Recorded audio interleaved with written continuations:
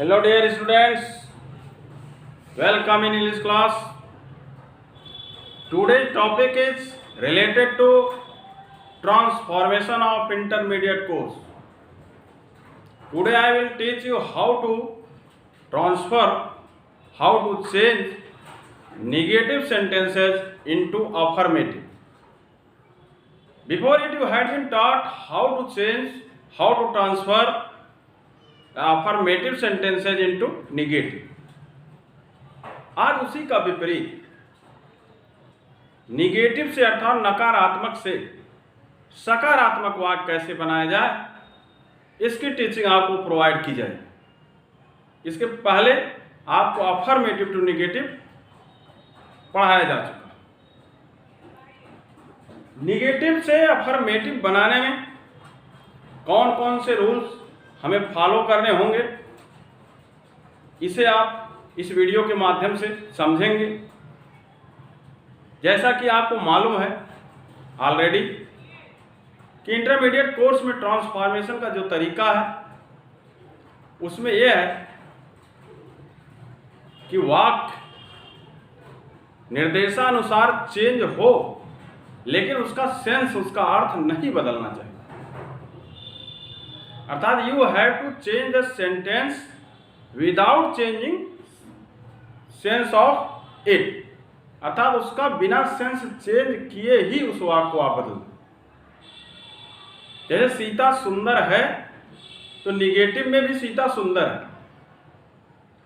सीता सुंदर नहीं है तो अफर्मेटिव में भी सीता सुंदर नहीं। यह शर्त है। इसी के शर्त के अनुकूल कुछ रूल्स हैं जिन्हें आपको फॉलो करने होंगे। जैसे कि फर्स्ट पॉइंट के रूप में है बाय यूजिंग अपोजिट वर्ड। जैसा कि अफर्मेटिव टू निगेटिव में भी इस हेडिंग के माध्यम से आपको बताया गया। डबल नेगेटिव उसमें क्या करते थे, अब नॉट और अपोजिट वर्ड का यूज करते थे। अब उसी का विपरीत करना है, वाक्य में नॉट हो, नो हो उसे हटाइए और अपोजिट वर्ड का यूज करिए। जैसा कि एग्जाम्पल है non one will admit it, you have to change this sentence into affirmative. Negative है ही, नो वन सबसे पहले आपको अफर्मेटिव में चेंज करना है। तो अपोजिट वर्ड का यूज करके कैसे आप इसे अफर्मेटिव में चेंज करें। तो सबसे पहले नो तो हटाना ही है, इसलिए अगर हम इस नो वन को एवरी वन कर दें, जैसा कि रूल है कि नो वन के स्थान पर एवरी वन किया जाए, तो एवरी वन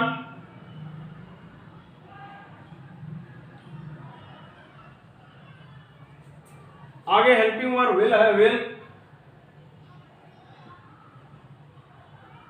अब एडमिट, एडमिट मीन्स होता है स्वीकार करना, एक्सेप्ट करना। इसी का विपरीत अपोजिट वर्ड डिनाई होता है, DENY।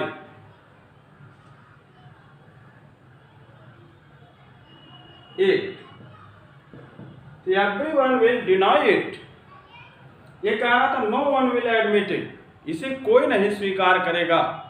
तो यह वाक्य जो अफर्मेटिव में बना वह कह रहा है कि प्रत्येक अर्थात हर लोग इसे इनकार कर देंगे। तो सेंस बिना बदले ही वाक्य निगेटिव से अफर्मेटिव में चेंज हो गए। आई होप आपको समझ में आ गया होगा कि सेंस बिना चेंज किए ही आपको वाक्य चेंज करना। जैसा कि सेकंड एग्जांपल है Shyam is not a handsome boy. Negative से आपको अफर्मेटिव में चेंज करना, नॉट तो हटाना ही है, अपोजिट वर्ड का यूज करना। यहाँ पर एडजेक्टिव वर्ड है, इसका अपोजिट आप रखेंगे। तो इसका हुआ श्याम इज नॉट हटाएं। हैंडसम का अपोजिट क्या होता है? हैंडसम में सुंदर, खूबसूरत, उसी का अपोजिट होता अगली, UGLY।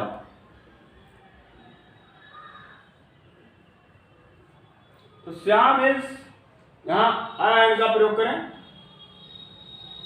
तो हैंडसम के साथ आ, लेकिन अगली के साथ एंड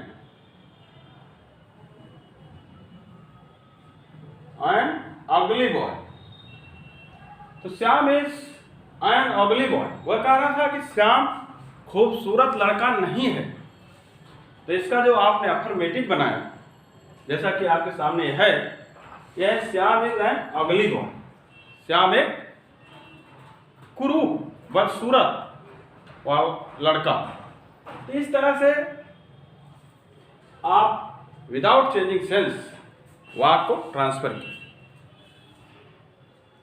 अब सेकंड पॉइंट है by using only or Elon.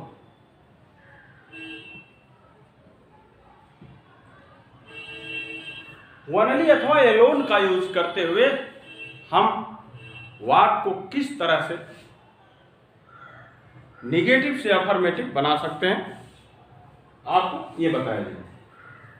यहां ब्रैकेट में लिखा है removing none but. None but को रिमूव करते हुए, अर्थात नन बट वाक्य में रहेगा, अर्थात निगेटिव पहले से रहेगा, उसको अफर्मेटिव में जब चेंज करेंगे तो नन बट को रिमूव अर्थात हटाया जाएगा और ओनली अथवा एलोन का यूज किया जाएगा। कभी कभार ऐसा भी हो सकता है कि ओनली आर एलोन का प्रयोग ना हो। ऐसी स्थिति एक्सेप्शन के रूप में, अपवाद के रूप में आ सकती है। एग्जाम्पल है none but Sita can sing this song. None means कोई नहीं, बट मीन्स बल्कि। कारण कोई नहीं बल्कि सीता ही इस गीत को गा सकती है। You have to change this sentence into affirmative. सकारात्मक बनाना है, नकारात्मक है। अब आपको करना क्या है, इसका रूल है कि नन बट अगर सबसे पहले वाक्य में हो तो उसके स्थान पर ओनली कर दें तो उचित माना जाता है। तो only Sita can sing this song. तो अगर only Sita can sing this song, ये कह रहा था नन बट कोई नहीं बल्कि Sita can sing this song, Sita ही यह गीत गा सकती है। तो यह वाक्य जो अफर्मेटिव बना वो कहता only Sita can sing this song, केवल सीता ही ये गीत गा सकती है। इस तरह से विदाउट चेंजिंग सेंस वाक्य को अफर्मेटिव में ट्रांसफर कर दिया गया। तो आपको बताया गया कि नन बट के स्थान पर ओनली अथवा एलोन का यूज किया जाए। लेकिन ओनली का प्रयोग सबसे वाक्य में सबसे पहले करते हैं तो उचित माना जाता है। एलोन का प्रयोग वाक्य बीच में कर्ता के बाद करते हैं तब अच्छा लगता है, जैसा कि अभी आगे आपको बताया जाए। Second example, he is none, वो कोई नहीं है, बट माय क्लास टीचर, बल्कि मेरे क्लास टीचर ही हैं। अरे वह कोई नहीं है बल्कि मेरे क्लास टीचर हैं। निगेटिव है, नन का यूज हुआ वाक्य। इसको डायरेक्ट आप कर सकते हो, नन बट शुरू में नहीं है बल्कि बीच में। इसे डायरेक्ट भी कर सकते हैं, नन बट हटा दें, रिमूव कर दें तो हो गया he is my class teacher.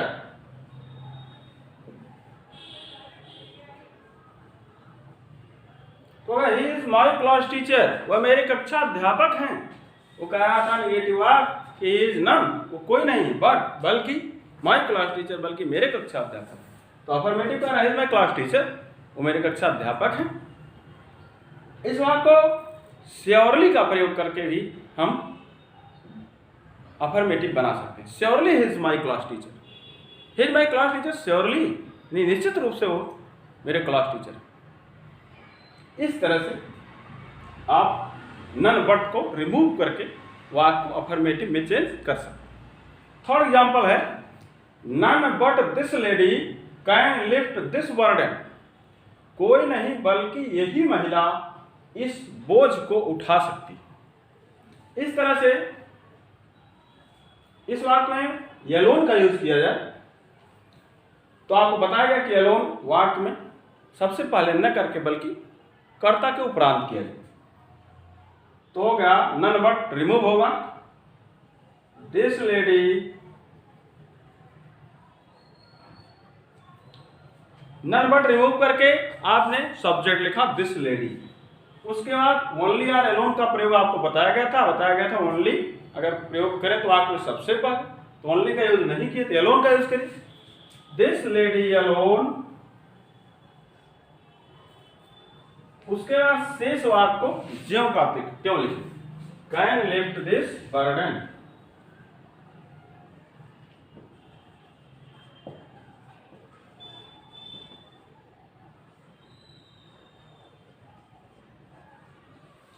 तो अगर this lady alone can lift this burden, यह महिला अकेले ही इस बोझ को उठा सकती। इस तरह से नन बट को रिमूव करते हुए और ओनली अथवा एलोन का यूज करते हुए वाक्य को हम अफर्मेटिव बना सकते हैं। इस तरह से दो rules, according to two rules आपको बताया गया किस तरह से नेगेटिव वाक्य को आप अफर्मेटिव में चेंज करेंगे। अब इसके बाद नेक्स्ट रूल आपको बताया जा रहा है, आप ध्यान से सुनेंगे, देखेंगे। अब आप नेक्स्ट रूल देखें, बाय यूजिंग बोथ एंड, अर्थात बोथ एंड का यूज करते हुए वाक्य को अफर्मेटिव बनाना। जैसा कि ब्रैकेट में removing not only but also, अर्थात वाक्य में नॉट ओनली बट आल्सो लिखा रहेगा, उसे रिमूव किया जाएगा, तब उसी के स्थान पर ही बोथ और एंड का यूज किया जाएगा। जैसा कि अफर्मेटिव टू नेगेटिव में भी इसी का विपरीत बताया जाता है। जैसा कि एग्जांपल है, not only Mohan but also Sohan can do this work. इस वाक्य में नॉट ओनली और बट आल्सो का यूज हुआ, जैसा कि यहां लिखा removing not only but also, अर्थात नॉट ओनली और बट आल्सो को रिमूव किया जाएगा। अब रिमूव करने का मतलब हटाया जाएगा, तो उसके स्थान पर कुछ रखा जाएगा। क्या रखा जाएगा? यहाँ लिखा है बाय यूजिंग बोथ एंड, तो बोथ पहले, इसका मतलब नॉट ओनली के स्थान पर बोथ और एंड बाद में, तो बट आल्सो के स्थान पर एंड। यही करना है, बहुत इजी। तो इसका हो जाएगा बोथ, नॉट ओनली के स्थान पर बोथ, उसके बाद लिखते जाए मोहन, अब बट आल्सो के स्थान पर and Sohan can do this work. तो हो गया both Mohan and Sohan can do this work, अर्थात मोहन और सोहन दोनों इस कार्य को कर सकते हैं। उसमें था नेगेटिव में not only Mohan but also Sohan can do this work, केवल मोहन ही नहीं बल्कि सोहन भी ये कार्य कर सकता है। तो विदाउट चेंजिंग सेंस वाक्य अफर्मेटिव में ट्रांसफर होगा। नेक्स्ट रूल है by using too, T double O adverb, फिर आगे लिखा and to plus verb first, अर्थात इन्फिनेटिव, अर्थात वाक्य में टी डबल ओ टू और आगे टू प्लस वर्ब फर्स्ट अर्थात इन्फिनेटिव का यूज करते हुए, लेकिन टू अर्थात टी डबल ओ कहाँ यूज किया जाएगा, किस स्थिति में यूज किया जाएगा, और उसके बाद टू प्लस वर्ब फर्स्ट किस स्थिति में यूज किया जाएगा, ये बताया जाएगा। जैसा कि जब वाक्य में रिमूविंग टू पढ़ाया गया था, तो उसी में ये सारी चीजें बताई गई। जब वाक्य में सो आया, उसके बाद दैट आया, उसके बाद इधर कर्ता का अर्थात सब्जेक्ट का यूज करते हुए can not, could not, will not, shall not का यूज करते हुए पूरी बात लिखी हो, ऐसी स्थिति में जब हम वाक्य को निगेटिव से अफर्मेटिव बनाएंगे तो टू और टू प्लस वर्ब फर्स्ट का यूज किया जाएगा।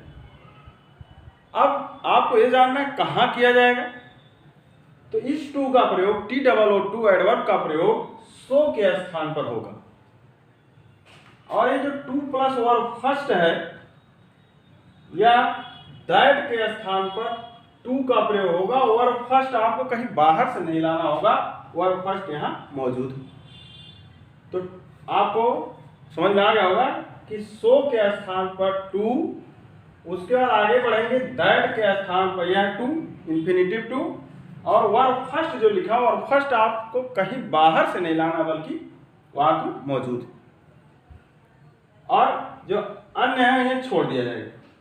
जो जरूरी है उसे लिखा जाए।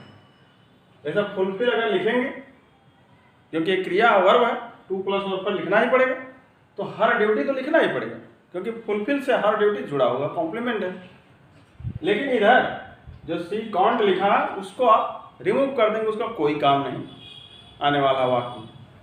तो देखें आप इसी तरह, तो टू को आप सो के स्थान पर लिखें, सी इज, सो के स्थान टू, टू लेजी।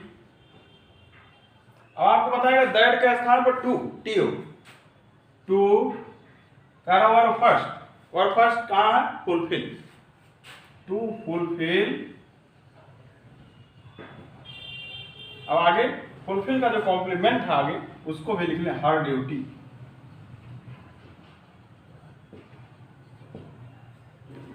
तो हो गया she is too lazy to fulfil her duty, अर्थात वो अपना कर्तव्य पूरा करने में बहुत आलसी है।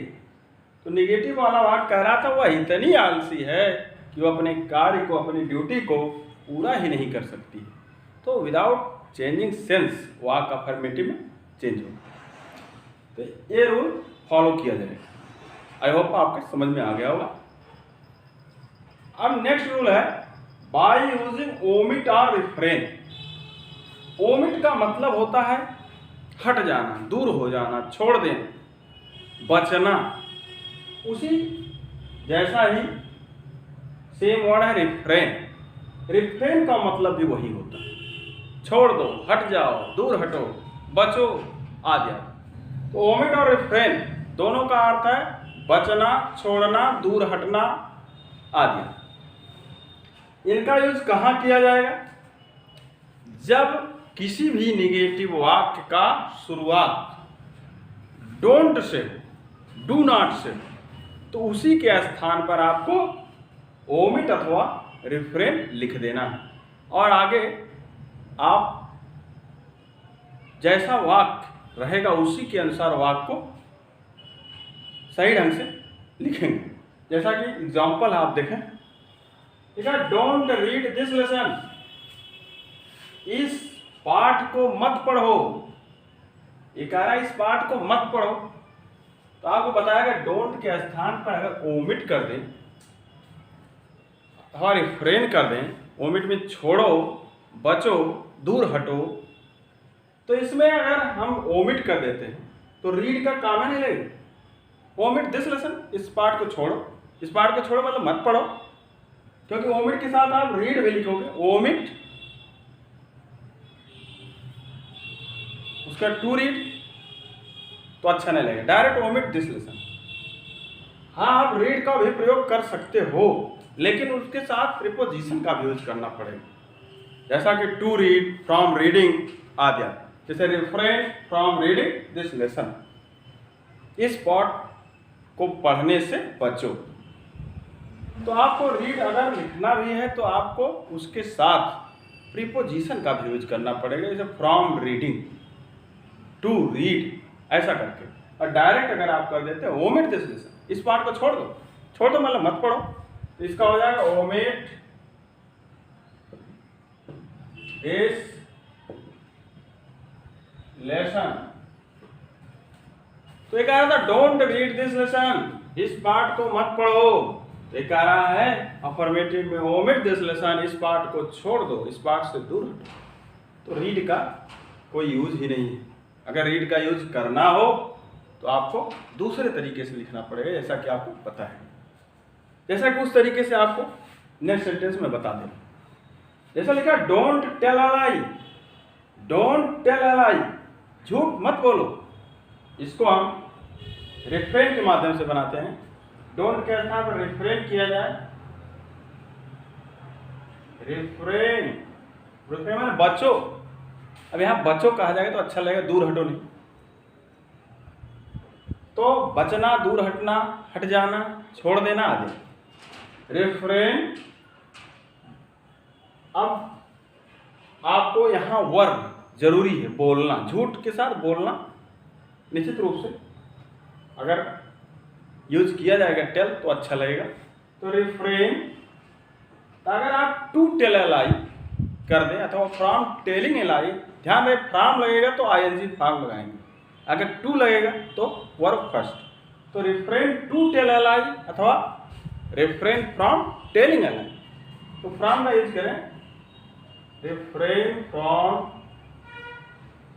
टेलिंग अ लाई, झूठ बोलने से बचो। यहाँ रिफ्रेन का बचो, इसको लिख सकते थे refrain to tell a lie, झूठ बोलने से बचो। टू का यूज होगा अगर तो वर्ब फर्स्ट इंफिनिटिव का स्वरूप देंगे, और जब फ्रॉम का यूज करेंगे तो आईएनजी फॉर्म। तो इस तरह से डोंट से अगर वाक्य की शुरुआत होती है तो आप इस तरह से वाक्य को चेंज करोगे, डोंट के स्थान पर रिफ्रेन अथवा ओमिट का यूज करेंगे। और जरूरी ना हो तो वर्ब भी हटा दें, लेकिन जरूरी हो तो वर्ब का यूज करें, जैसा कि यह बताया गया उस माध्यम से। इस तरह से आप निगेटिव वाक्य से अफर्मेटिव बनाएंगे। अब इसके आगे कुछ और रूल्स हैं, आपको बताया जा रहा है, ध्यान से सुने और देखें। नेक्स्ट रूल देखें, by removing no sooner did and using as soon as, अर्थात नो सूनर डिड का रिमूविंग अर्थात हटाना उसे, और एज का यूजिंग अर्थात प्रयोग। इट मीन्स आपके सामने वाक्य आएगा, नो सूनर से शुरुआत उसकी होगी। उस वाक्य को निगेटिव से जब हम अफर्मेटिव बनाएंगे तो उस नो सूनर डिड के स्थान पर एज सून एज का यूज करेंगे। यही आपको बताया जा रहा है। अक्सर ये वाक्य नो सूनर वाला वाक्य हमेशा डिड के साथ ही आता है, पास्ट इंडेफिनिट में लिखा रहता है। और यह वाक्य, इस तरह का वाक्य परीक्षा के लिए बहुत महत्वपूर्ण माना जाता है, बोर्ड परीक्षा के लिए भी और होम एग्जाम के लिए, गृह परीक्षा के लिए भी। अफर्मेटिव टू निगेटिव अथवा negative to affirmative. Affirmative to negative रहेगा तो एज सून एज से वाक्य की शुरुआत होगी, और निगेटिव से है तो नो सूनर डिड से। तो यहाँ निगेटिव आपको पढ़ाया जा रहा है, तो नो सूनर डिड से वाक्य की शुरुआत हुई। ऐसे वाक्यों को अफर्मेटिव बनाते समय नो सूनर डिड के स्थान पर एज सून एज का प्रयोग करते हैं। तो हो गया एज सून एज,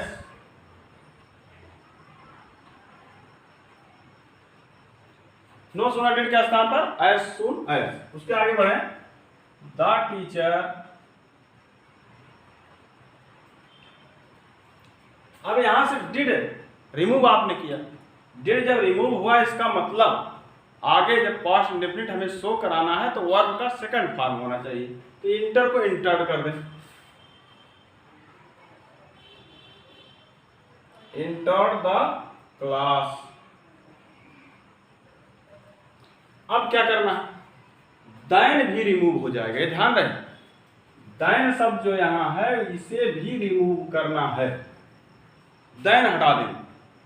दैन के स्थान पर कामा का यूज कर दें। उसके बाद जैसा वाक्य शेष है उसी को लिख दें, we started reading.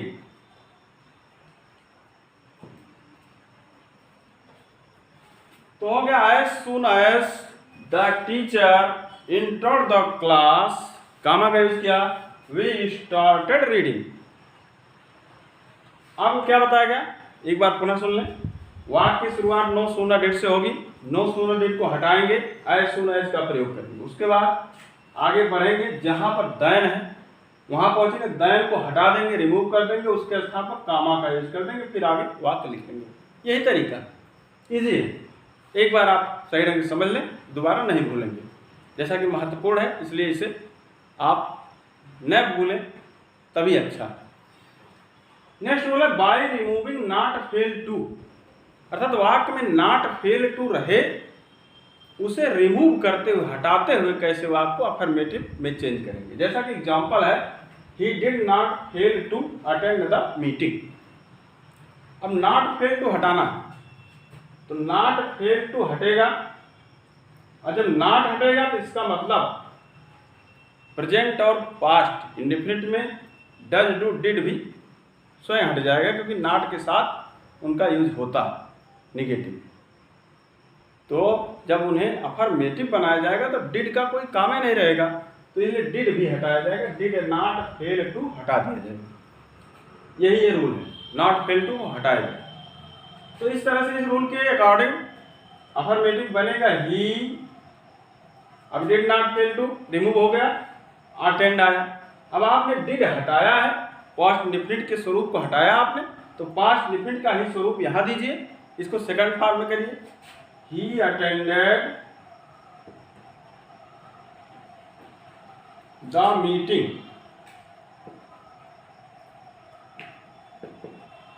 He attended the meeting. इस तरह से वाक्य को चेंज करने से उसका सेंस, उसका अर्थ नहीं बदलता। जैसा कि एक आता है he did not fail to attend the meeting, वह मीटिंग को अटेंड करने में नहीं चूका, फेल में चूकना। तो एक आ रहा ही अटेंडेड द मीटिंग, उसने मीटिंग अटेंड कर लिया, तो अर्थ नहीं चेंज हुआ और वाक्य नेगेटिव से अफर्मेटिव में होगा। नेक्स्ट है बाय यूजिंग फेल टू। अभी यहाँ बताएगा फेल टू को रिमूव करना, अब पुनः आया फेल टू का यूज करो। जैसे कि वाक्य किसी भी टेंस में लिखा हो जिसमें कर्ता क्रिया कर्म हो, उस वाक्य में वह निगेटिव हो, उसे अफर्मेटिव में चेंज करते समय आप फेल टू का प्रयोग करें। नॉट हटेगा, तो नॉट हटेगा इसका मतलब जो आपके सामने उदाहरण है, he did not Singh this song, ये पास्ट इंडेफिनिट, तो जब नॉट हटाएंगे तो डिड भी हटेगा। तो आपको जब डिड हटाएंगे तो आपको स्वरूप देना होगा पास्ट इंडेफिनिट का, इसलिए फेल को ही सेकंड फॉर्म में कर देंगे, वो पास्ट इंडेफिनिट का स्वरूप ले लेगा, तो हो जाएगा ही, ये हटा नेगेटिव क्योंकि अफर्मेटिव आपको बनाना है, फेल टू का प्रयोग करें, लेकिन ये आपको बताएगा पास्ट इंडेफिनिट है इसलिए फेल करें, ही फेल टू। अब आगे बढ़े, सिंग दिस सॉन्ग, होगा he fail to sing this song. ये बात कह रहा था कि वह यह गीत नहीं गाया, इस तरीके से। अब जब इसका आपने अफर्मेटिव बनाया तो ही फेल, वह फेल हो गया, चूक गया, असफल हुआ था, चूक गया, टू सिंग दिस सॉन्ग, इस गीत को गाने में, वह इस गीत को गाने में चूक गया, तो सेंस नहीं बदला।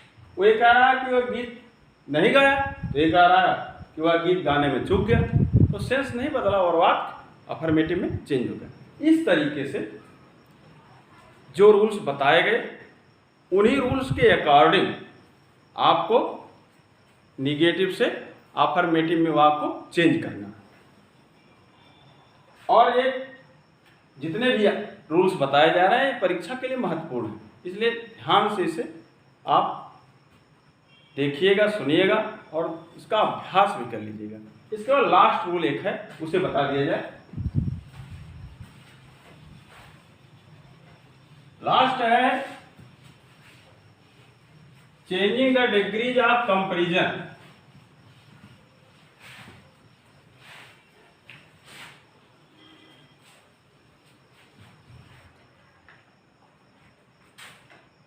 डिग्रीज ऑफ कंपैरिजन,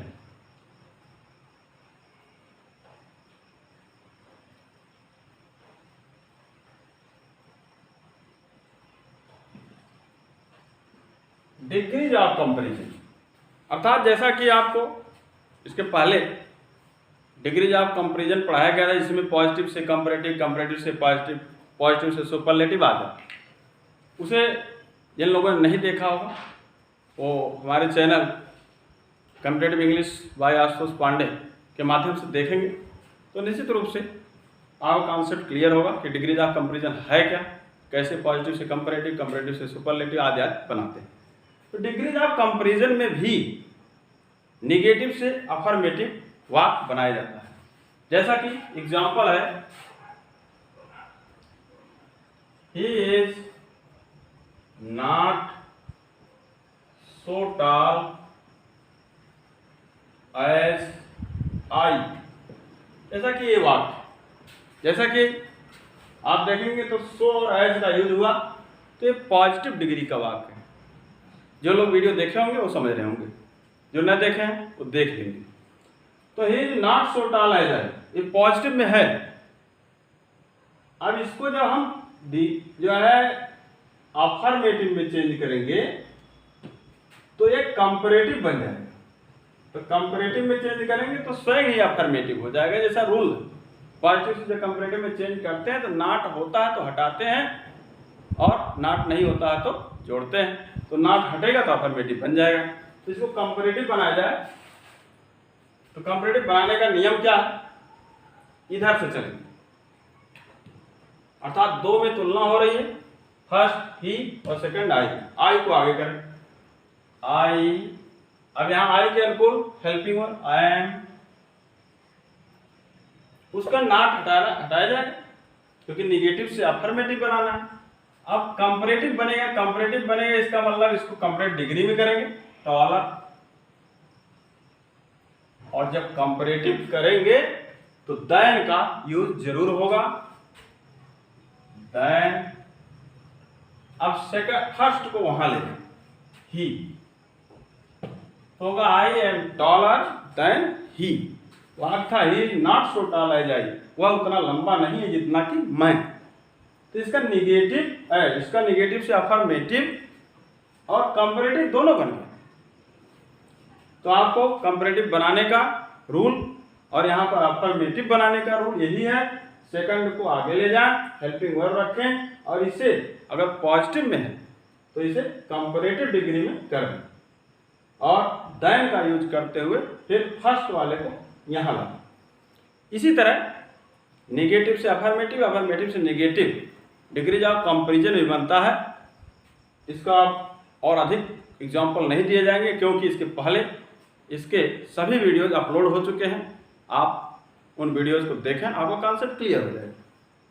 अब इस टॉपिक में आज यहीं तक। अब नेक्स्ट टाइम पुनः न्यू टॉपिक के साथ पुनः मिलेंगे। Thank you so much, bye.